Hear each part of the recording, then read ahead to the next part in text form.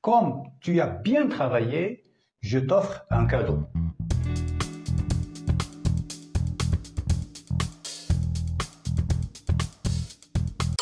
On passe à la réponse. Cette phrase commence par comme. Comme qui exprime la comparaison. Je vais vous donner un exemple. Il nage comme un poisson.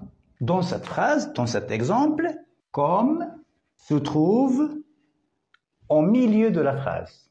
Dans ce contexte, comme se trouve au milieu de la phrase. Il nage comme un poisson. Je fais une comparaison. Une personne qui nage très bien comme un poisson. C'est une comparaison.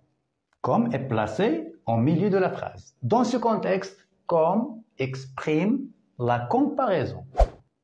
Mais dans ce contexte, comme est placé au début de la phrase, en tête de phrase. Comme est placé en tête de phrase, elle exprime un rapport de cause. Pourquoi? Parce que quand je parle de la cause, je pose la question pourquoi? Quelle est la cause? Quelle est la raison? Je t'offre un cadeau. Pourquoi? Tu as bien travaillé. Parce que tu as bien travaillé. Comme tu as bien travaillé, je t'offre un cadeau. Donc, comme placé en tête de phrase, au début de la phrase, exprime un rapport de cause. Question. Est-ce que je peux placer comme pour exprimer la cause? Est-ce que je peux placer comme en milieu de la phrase? Non, jamais. Pour exprimer la cause, pour exprimer un rapport de cause avec comme, il faut que ce moyen soit placé toujours en tête de phrase.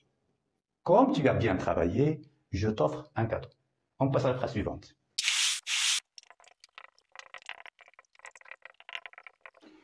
Je n'ai pas entendu sonner le réveil, donc je suis arrivé en retard au travail.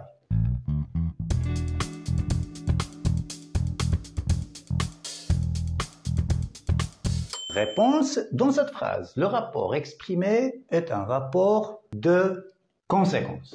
Pourquoi? Parce que dans cette phrase, il y a un marqueur de conséquence. Lequel?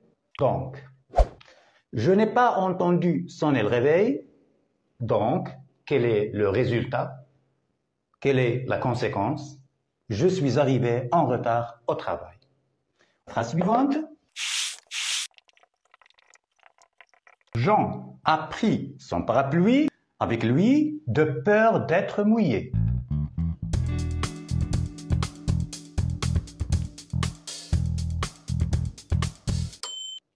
Réponse. Jean a pris son parapluie avec lui de peur d'être mouillé. Dans cette phrase, le rapport exprimé, c'est un rapport de but. Il y a un marqueur de but, de peur de. J'aimerais attirer votre attention spécialement sur le rapport du but. Pourquoi? Parce que quand je veux exprimer un rapport de but, il y a des marqueurs qui expriment un but à atteindre. Je veux atteindre un but. Je travaille pour réussir.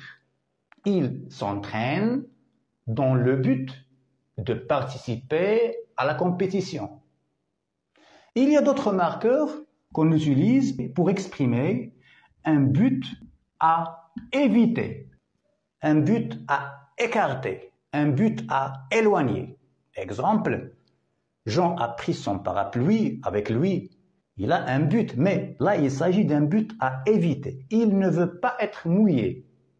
Donc on utilise de peur de ou de crainte d'être mouillé.